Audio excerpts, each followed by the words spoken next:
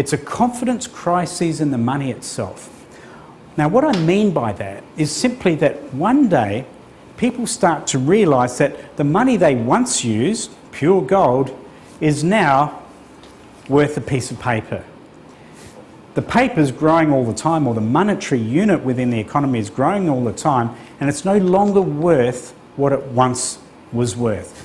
What happens at this point is everybody at the same time discovers that the money is worthless, and that leads to a confidence crisis and collapse. It's always happened. In fact, you see in 1933, what we call the Great Depression really started in 1929, and what it was a confidence crisis worldwide around the value of the money itself.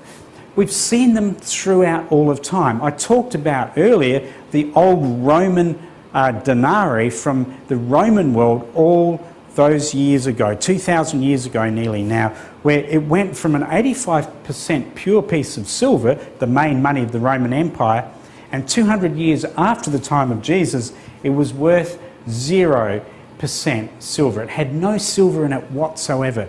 When the people realised the lack of value in the money, but they could remember that once upon a time, the money truly stored the labour of the men and women within the society itself. When they discover that truth, the first thing that happens is there's a confidence crisis and collapse within the economy itself. Now, today in the year 2010, we're seeing such massive crises within the world. We're seeing financial institutional collapse. We're seeing that every day around the world there's vast fluctuations in national currencies.